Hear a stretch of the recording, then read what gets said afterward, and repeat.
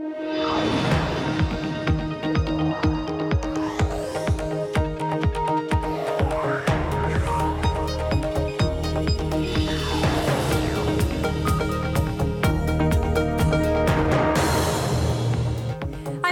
in San Francisco, and this is Bloomberg Technology. Coming up in the next hour, U.S. lawmakers blast T-Mobile's proposed $26.5 billion purchase of Sprint as leaders from both companies testify before the new Democratic-led House.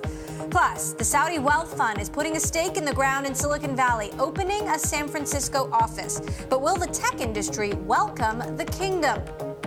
And as T-Mobile's John Legere slams Huawei, the Japanese billionaire CEO of Rakuten tells me he won't be using Huawei or ZTE either as he builds a new mobile network in Japan.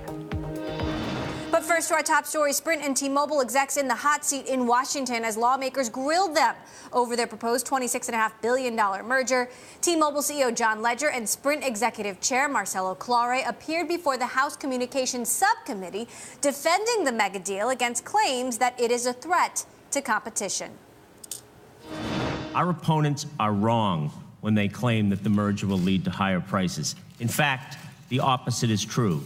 Consumers will win with lower prices and better services. How?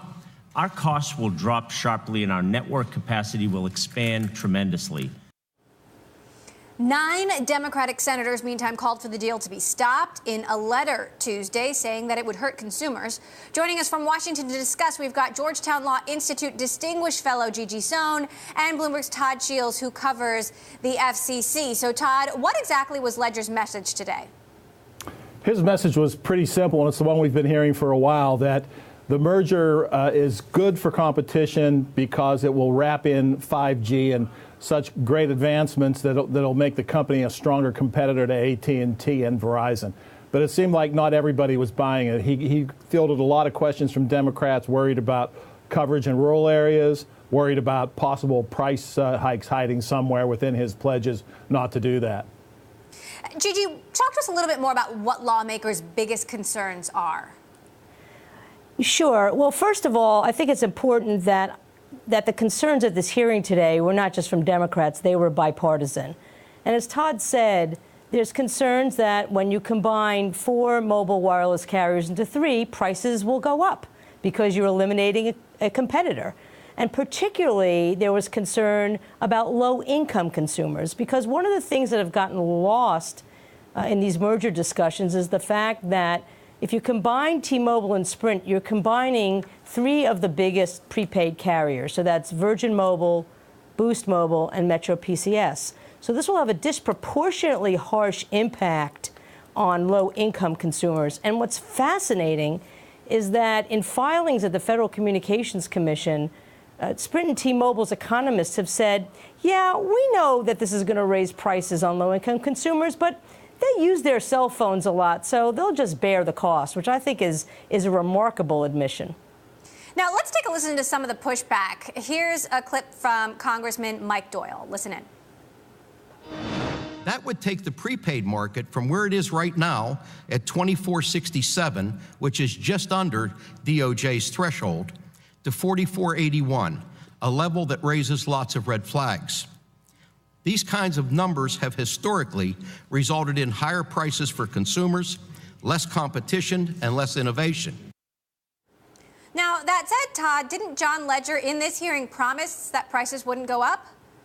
He said it a couple different ways, but after the hearing, I talked to Doyle, and Doyle's not convinced. And Doyle wants the regulators, the Federal Communications Commission and the Justice Department, to take a quick look. There's lots of, or take a deep look at it. There's a lot of different ways to make pledges about prices and a lot of ways to adjust the prices after and say, oh, gee, look, you've got a lower price considering what you've got. And it's just not trusted right now by some in Washington. Gigi, is this a promise that if this happens, that Legere would actually be held to? So this is interesting. So T-Mobile has made a 3-year pricing commitment, promising not to change the prices of rate plans. Now, there are so many loopholes in that you could just drive a truck through it, right? They could change their data caps. They could, increase their network quality and increase charges there. They could increase third-party charges. So that quote-unquote pricing commitment is no commitment at all. But there's a more important point, particularly in this administration. You know, policymakers have already said, the Assistant Attorney General, Makan Delrahim, has already said, we do not want to be overseeing merger commitments. We do not want to be acting as a regulator and looking at whether companies are abiding by their behavioral commitments. So there's no appetite for behavioral merger conditions, and frankly, they don't work. They didn't work in the Comcast-NBCU merger. In fact, Bloomberg was one of the unfortunate non-beneficiaries of that. They don't work in other mergers, and particularly in this administration, nobody wants to be in the business, neither the FCC nor the Justice Department, of essentially engaging in price regulation. Now, you know, Ledger had quite a few pronouncements at this hearing. Take a listen to this one about Huawei. Let me be clear. There is no Huawei or ZTE equipment in our network today, and there never will be. Not today, not tomorrow, not ever. Of course, T-Mobile has been involved in a case involving Huawei and allegations that they stole intellectual property from T-Mobile having to do with robotic technology. Todd, what do you make of that pronouncement there from Ledger? I think it's one that he could easily make. As he even said that we have a history with that company, indicating a bit of distaste with Huawei given their legal entanglements. There was a recent indictment of Huawei by U.S. officials alleging that Huawei stole T-Mobile trade secrets. But one thing you can say is that there's the pledge for T-Mobile itself in the United States. Deal opponents look to the parent corporation, SoftBank in Japan and Deutsche Telekom in Germany, and say, gee, look, there is Huawei gear there. So the influence is arm's length, and maybe that's not far enough, say critics.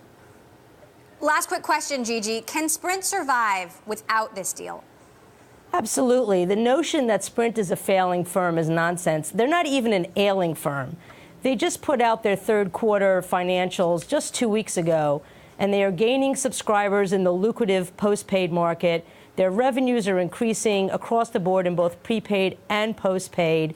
They've invested over $1.4 billion in their new networks. And there's nothing about their financials, frankly, for the last several quarters that make anybody think, or should make anybody think, that Sprint is anywhere near failing. And in fact, they're really on the uprise. So there's no need to have this merger. The promises that these companies are making, they're not merger specific. They haven't proven that they'd actually come to be. And the harms to consumers far outweigh the alleged benefits of this deal. All right, strong opinion there. Gigi Sohn, always good to have you with us from Georgetown Law and Bloomberg's Todd Shields. Later in this hour, we will have new comments from Hiroshi Mikitani, the CEO of Rakuten, one of the biggest conglomerates in Japan, who says he is not using Huawei in his new mobile network. I just sat down with him, and we'll bring you that interview later in the show. Meantime, a story we are watching: Google will invest more than $13 billion in data centers and offices across the United States this year. CEO Sundar Pichai made the announcement in a blog post. The company is planning major expansions in 14 states, including Nebraska, Nevada, Ohio, and Texas. Pichai says the investment will create thousands of new construction jobs outside its traditional base in California. Coming up, thanks to new software and services, Cisco's second quarter results was a standout. We will break down all the numbers next. This is Bloomberg.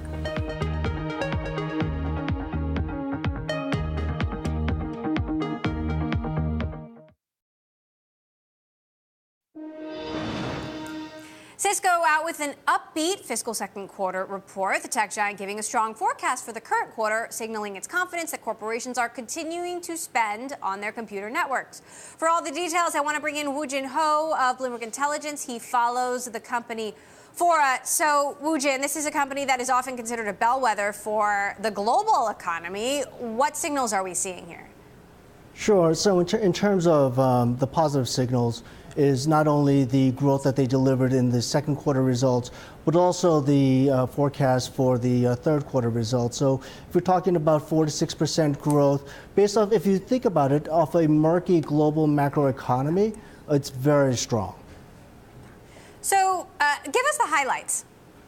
So quickly on the highlights, if you think about the Cisco story, the transition has been going from more hardware to software. And then what's driving the enthusiasm in the name or the story today is the application growth of 24% on a year-on-year basis, security software growth of 18% on a year-on-year basis. Those are the two metrics that investors have been focused on in terms of the long-term direction. And then the guidance actually reinforces that that direction is going to continue, at least in the near term. So how does this jive with some of the other indicators we're seeing? A massive slowdown in China, for example, general political and economic uncertainty. Sure, and that's a fantastic question, Emily. I mean, if we look at the tech earnings season this past quarter, Intel was talking about China being slow in terms of the data center cloud server business. We're hearing data center investment slowing down because we've seen a lot of cloud companies consuming some of the excess inventory. Now, there's a couple of things about Cisco that I think investors, that's nuanced to Cisco. Number one, they have very little China exposure. I think it's less than 5% of revenues are exposed to China. And number two, if you think about it from where the big driver has been, it's been more on the campus and the enterprise switching business as well as software. That's less exposed to some of the data center cloud investments that have been slowing down. So I think that's one of the reasons why Cisco has been able to exceed expectations into results. Now, Cisco CEO Chuck Robbins has been out there ringing the privacy alarm bells along with Apple CEO Tim Cook. Is this part of a strategy? I think it's part of a broader strategy of the tech bellwethers. I think companies like Apple as well as Cisco are trying to be the parents in the room and try to differentiate themselves from the other hyperscale guys who do use data as part of the business model. Cisco, given that they are the heart of the network and a lot of data traverses through some piece of Cisco equipment anywhere in the world, I do believe that they want to ease investor expectations and also user expectations in terms of data privacy. Certainly seems as if a line has been drawn in the sand in big tech. Woo Jin Ho of Bloomberg Intelligence, thank you for weighing in. Now, this is a juicy one. A former top lawyer at Apple, Jean-Daniel Lavoff, was responsible for making sure employees didn't violate insider trading laws. But he was the one allegedly buying and selling shares illegally, at least according to U.S. authorities. Joining us now, Bloomberg's Mark Gurman, who's been covering the story for us. So, Mark, what exactly happened here? Yeah, this is a bombshell. So last year, the SEC, the Securities and Exchange Commission, notified Apple that Jean Lavoff, who was one of their most senior executives in the entire company, senior lawyers, had conducted some insider trading based on having pre-access to press releases and earnings results related to their quarterly earnings reports. And he initiated some insider trading in 2011, and then it picked up again in 2015 and 2016. And Apple seems to have confirmed that this indeed happened because they said they launched their own investigation last year and then ended up terminating or firing Jean Lavoff. So clearly a bombshell, clearly a black eye for Apple, which has mostly, to be fair, had a clean record in this regard since Steve Jobs was accused of options backdating back around 2004, 2005. Apple, in a statement, told us, after being contacted by authorities last summer, we conducted a thorough investigation with the help of outside legal experts, which resulted in termination. So sounds like they took swift action. Right, yeah, they clearly took this seriously, and no matter how high level an executive is at Apple, they clearly don't get a pass here. We saw this back with the options backdating scandal. Apple's former CFO, this was 2 or 3 CFOs ago, Fred Anderson, he had to leave Apple's board of directors at the conclusion of that investigation. Jean Lavoff, extraordinarily well-regarded Apple executive, very high up. He's listed on lots of Apple, older Apple SEC filings, obviously. He's listed as the director of many of the corporations and entities that Apple has acquired over the last, couple of decades. Very high level, and he was terminated at the end of this investigation. Just some of the numbers. This led to $227,000 in additional profit, but allowed him to avoid $377,000 in losses. Is there a void in Apple's legal department with him leaving, or is there a pretty strong bench? Apple actually revamped part of its legal department at the end of 2017 when its former general counsel, Bruce Sewell, retired from working at a technology company, leaving Apple.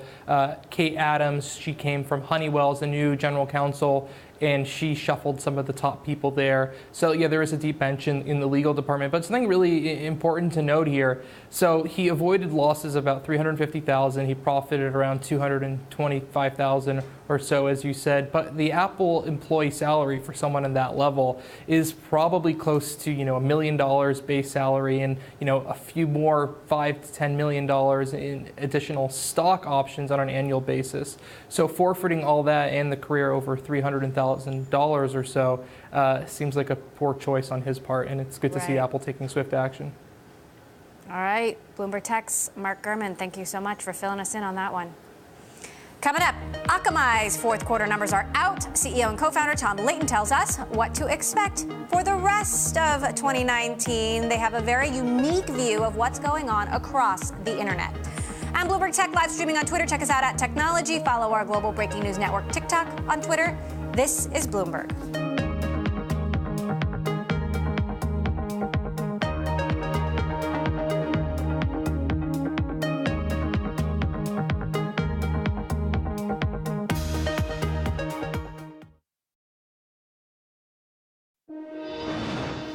NASA's Opportunity, the Mars rover, was supposed to last just 3 months. But today, after 15 years, its mission was finally declared complete. Flight controllers tried numerous times to make contact with the vehicle and sent one final series of recovery commands along with one last wake-up song, Billie Holiday's I'll Be Seeing You.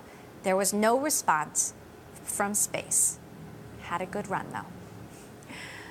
Well, Akamai reported stronger than expected fourth quarter results Tuesday, beating estimates for both earnings and revenue. This as the company's cloud security business grew 39% over the quarter.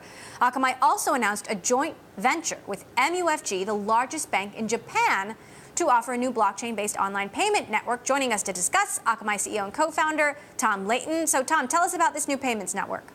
Well, it's pretty exciting. The goal is to replace the legacy transaction system for banking with a blockchain-based system that will be much faster, more scalable, more efficient, and of course, secure.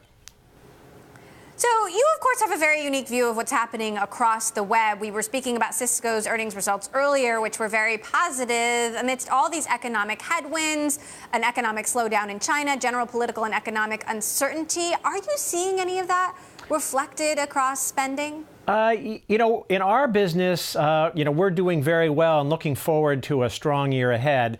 Cybersecurity is not something that is negatively impacted by those trends. Every enterprise needs security solutions more than ever.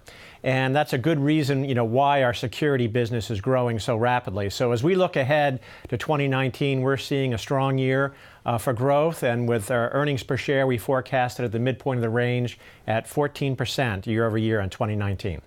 How big is the addressable market for your security products? I think it's very large.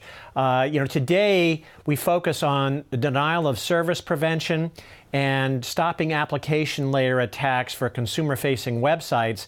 There's a much bigger market of protecting enterprises with their employees and their applications and their data from, for example, data breaches. And we've developed a new zero trust enterprise security architecture that we're bringing to market. And we think the potential market for that is even bigger than what we're already doing with denial of service prevention and application layer protection. Does Akamai have any business in China? And if so, will it be impacted by the trade issues?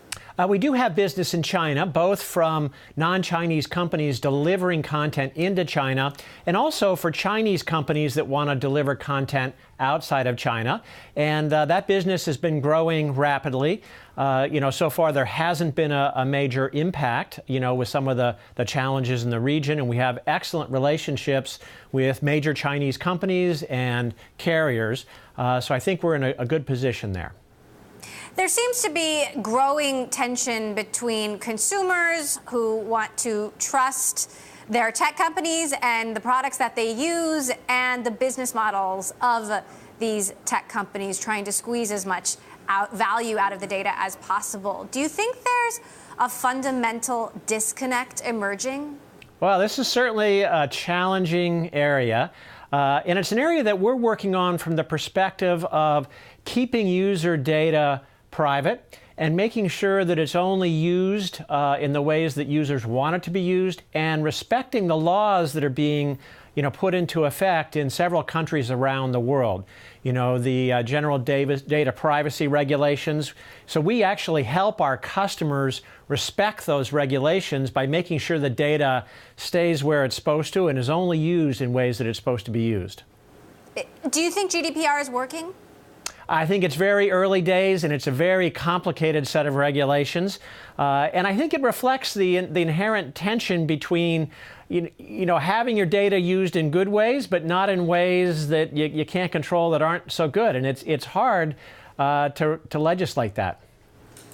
All right. Tom Layton, CEO of Akamai, always good to have you with us. Thanks so much, Tom, for stopping by. Thank you.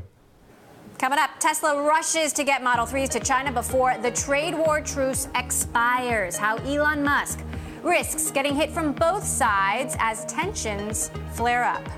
And coming up later in the show, tech giants from SoftBank to Facebook and Amazon have done business with Saudi Arabia in the past. Now the kingdom wants to rent some space in Silicon Valley. But times may have changed. This is Bloomberg.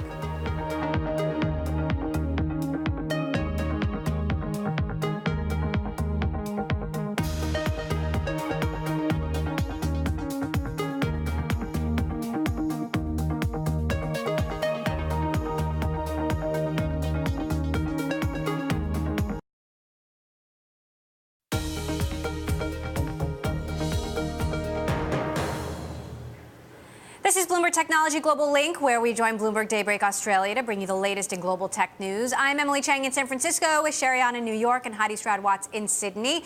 Let's take a look at the global tech stories of the day. Heidi, what do you got? Emily, Apple is planning to unveil video and news subscription offerings next month. This is the first major new digital services from the company since 2015. The video service will be similar to Amazon's Prime Video and Netflix products. That'll include TV shows and movies either acquired or funded by Apple. According to people familiar with the matter, the paid service will launch by the summer. A new question surrounding Uber's license to operate in the City of London. The city's taxi drivers, represented by United Cabbies Group today, brought a legal challenge against a June ruling that granted Uber with a 15-month probationary license to operate in the UK capital. London's Transit Authority had previously revoked the ride-hailing giant's earlier permit over safety concerns. Initial coin offerings are plentiful despite a rocky past year for cryptocurrencies. About 70% are holding token sales, 70% of companies, I should say, and another 17 are planning ICOs as of last week. The market is at a fraction of what it was back in 2018, but still it is bigger than at the start of 2017. This difference is that most ICOs are now launching overseas instead of in the US, and they're targeting wealthier investors.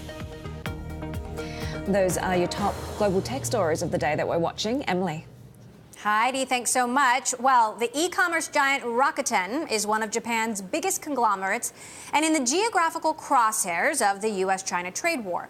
Earlier, I spoke with Rakuten CEO Hiroshi Mikitani to talk about a range of issues, including how the trade tensions are impacting his business.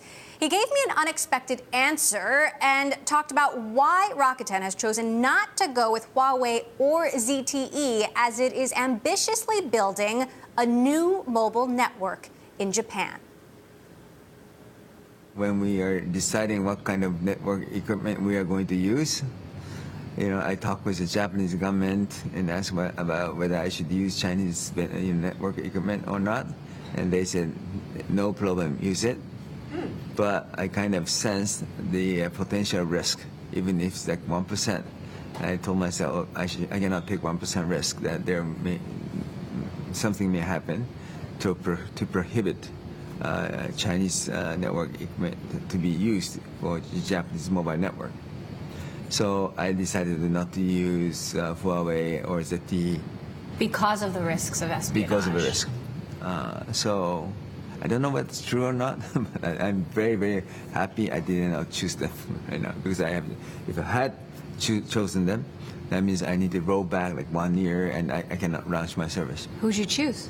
We choose Nokia, but basically we are building our own hardware.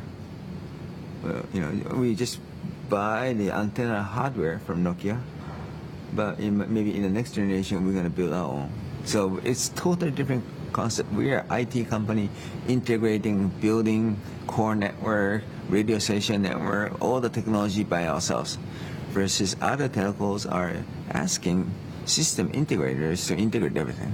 So do you think then that Huawei's business, ZTE's business, I mean, do you think those could be seriously compromised as a result of? That's for sure. Yeah, it's obvious, no? Yeah, I mean, I guess they're still huge companies. They still have the Chinese market. It's a good company. But I think, I don't know what is going to happen, to be very honest. But as far as the telecom industry is concerned, that it is very difficult to use Chinese vendors for a while. Fascinating revelation there, and something, Sherry, that we didn't know. This is a company that's a big e-commerce conglomerate, but has these plans to build Japan's fourth wireless network. Somewhat controversial plans, because he says he can do it with just $5.5 billion. But unprompted, he said he's not using Huawei or ZTE equipment in that network because of concerns about espionage. However, the Japanese government didn't seem to share those concerns. Certainly very, very interesting, given all of the controversy around Huawei right now, around what we saw from T-Mobile CEO John Legere testifying before Congress earlier today, him saying that Huawei equipment will never be in T-Mobile's network. Not looking good for Huawei.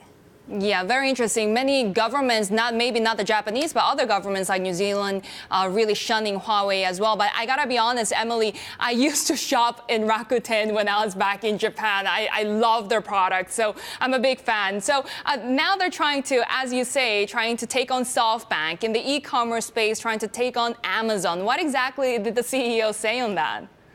Well, it's interesting because Rakuten has been somewhat struggling in terms of taking on Amazon in Japan. Of course, they have first mover advantage, but if you look at the granular data, in some ways Amazon in Japan is actually beating out Rakuten. So this decision to build a new mobile network is in part of the strategy to globalize beyond, simply an e-commerce giant. So I actually asked him who's a bigger threat, Jeff Bezos or Masayoshi Son, and he said, well, kind of both. They're both competitors. But interestingly, he was actually friends with Masa Son back in the day. He was one of his first clients when he was an investment banker before he even started the company. So this is actually all part of a longer conversation that you're going to see on an upcoming edition of Studio 1.0.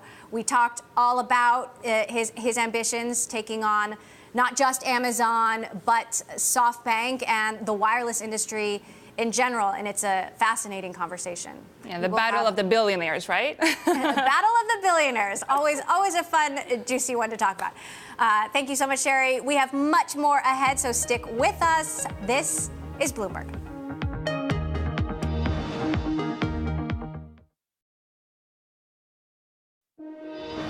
Saudi Arabia is looking for office space in San Francisco, specifically for its public investment fund. This follows similar moves from regional neighbors Qatar and Abu Dhabi. The Saudi fund has made several large investments in tech recently, including high-profile bets on Uber and Tesla.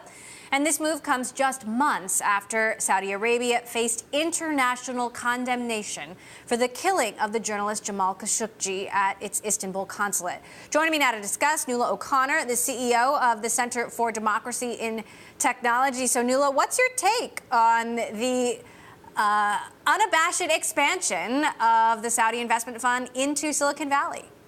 Well, it's obviously a hot market, and there's lots of foreign investment in Silicon Valley and across the United States tech sector. The concern really is one of values and whose values are driving the creation of new products, services, and apps.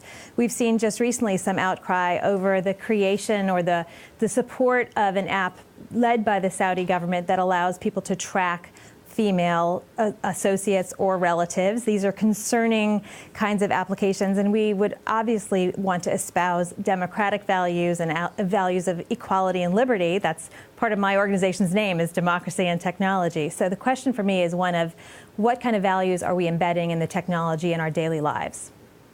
Do you think these companies, which have certainly done business with the Saudi in the past, will change their tune? Well, this has been an age-old debate since there's been a tech sector in the United States as they've expanded and done business in other countries. And it is also a conflict, a little bit of laws and of cultures. The international internet allows for the export of U.S.-centric values by U.S. companies and vice versa from other countries and other values and other companies. So we're at the conversational point about Saudi Arabia that we've been at about China and other countries and how they run their internal operations and how they use technology. So where do you think this goes? There has been a lot of private talk whispering about whether companies should or shouldn't take SoftBank's money because so much of SoftBank's Vision Fund money comes from the Saudi government. Do you think this issue dies, or does it continue to be an issue? Because I certainly have yet to hear someone say, we didn't take that $500 million because it came from SoftBank. I think it's very difficult when there's that kind of money on the table to make those kind of choices, I'm sure, for the corporate leadership. But I do think the conversation is absolutely going to continue about the values and the norms and the democratic principles embedded in the products and services that companies are creating, and the sources not only of funds, but of revenue from the sales of those products. And I see those calls coming as much from within Silicon Valley and the employees of many of these companies as I do from outside, from civil society and groups like mine. So I think this is a conversation that we're just beginning in many parts of this country and really around the world. This is not the last we'll see of it. Meantime, I want to talk to you about trust of the tech industry more broadly. There's a recent poll out conducted by YouGov, which shows that Facebook is one of the country's least trusted institution, right down at the bottom by Congress, whereas Google and Amazon are towards the top. And yet Facebook just reported earnings, and it keeps growing. It doesn't seem to be losing users. People are still using it. How do you square that? Well, it's a terrific platform in many ways, and it's useful and it's free. I do think that we are having a conversation about the use of information and the use of personal information by companies of all kinds, not just in the tech sector. So I think that may account for some of the difference in the various brands' trust factors. But I think we are in a position now as a country to have a conversation about the use of personal information by all companies and the respect and the dignity that companies allow their customers, their employees, their partners. I think we're going to see comprehensive privacy law in the United States in the near term to put us back on the global playing field about privacy and data. How much do you think consumers actually want comprehensive privacy regulation? I think that the pendulum has swung very far in the direction that more and more average users, citizens of this country, realize that they're not necessarily getting a fair deal as people in other parts of the world are getting, even from some of our own companies, in the protection and use of data and the disclosure of how those data are being used by the company. I think that there is a very practical reality. People want to use these services and they want to be part of the internet economy, but they want to know a little bit more and have a little bit more balance of power between the individual and the companies themselves. So then is that trend on a collision course with the business model of these companies that make money based on how much data we share with them and how much they can squeeze more value out of it? I think data is very much a source of power for many internet companies, and I think there will be real changes and kind of a real come to the table meeting of all of the companies and how they're using data and how the various business models work. I think hopefully we're going to see a race to the top in the conversation, which has been begun by a number of CEOs, not only in Silicon Valley, but across the United States, in what their commitments are to the use of data about their customers. Can the U.S. catch up to Europe at this point? I'm not sure we want to only catch up to Europe, meaning that may not be the perfect model for the United States. They have a very different kind of enforcement mechanism and model than we do. But I think that there are global principles about dignity, about transparency, about accountability, about how these companies explain what they do and get consumer buy-in and not just consent, but really do the right thing. Because I think the notice and choice model that we've all relied on with lots of privacy policies is really a thing of the past. As technology becomes embedded in the walls of our houses and the dashboards of our car, we want to know that we're being treated fairly and that there are certain uses that are inbounds and there are certain uses that are simply out. So I think we can do this, and it'll look up like a slightly different American model, but the principles will be the same. All right, Nuala O'Connor at the Center for Democracy and Technology. Thanks so much for joining us back here. Nuala, always good to have you. Well, 2019 saw news outlets like BuzzFeed and the Huffington Post cutting staff. And it didn't end with them. What is next for journalism and journalists in the digital age? This is Bloomberg.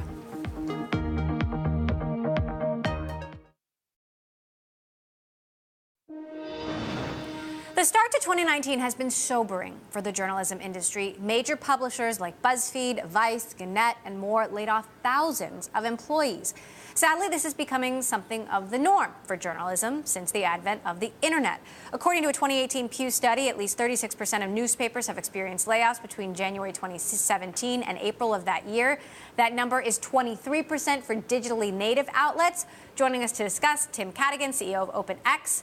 The company maintains one of the world's largest digital ad exchanges with over 34,000 advertisers and has recently announced a new partnership with Google that'll make it a full-time cloud-based service. Tim, great to have you back here on the show. So, many of these outlets launched with much fanfare, BuzzFeed, Vice, and grew quickly, and then now they're scaling back. What's happening?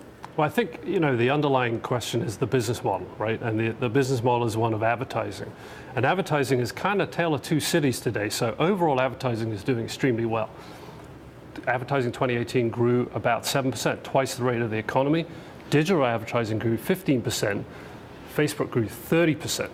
So what's interesting about that is there is a lot of money being made in advertising, but there's an asymmetry here, which is a lot of people's time is spent on sites and apps outside of the major walled gardens like Google and Facebook. But the ad dollars are not matching that today. Why? So what's going on is that when you advertise on Facebook, let's take them for example, you reach a huge audience, you reach it with a lot of data, so it's scaled, it's efficient, it's effective, and it's actually pretty easy. So it works very well, so ad dollars are shifting over there. But marketers want to be able to spend in more than two places. And so the rest of the open web, which is many of the businesses you're talking about, they're part of what I would call the open web.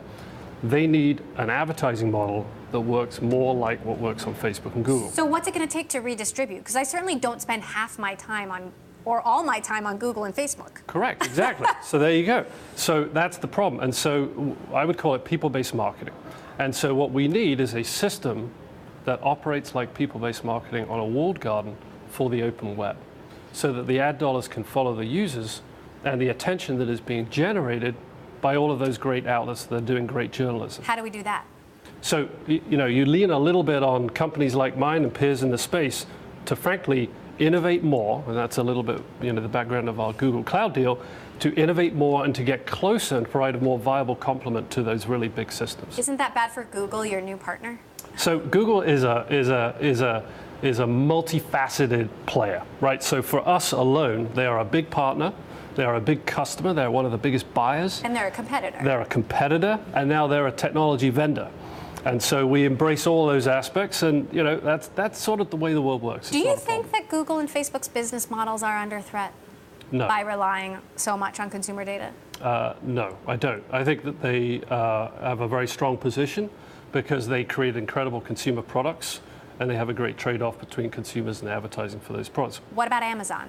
Amazon, which I think, is growing in the ad business. Increasingly, I've used the word triopoly because it's really the three players, not just the two players. And Amazon is building a very large advertising business very quickly. It has a number of great assets. It has amazing consumer data.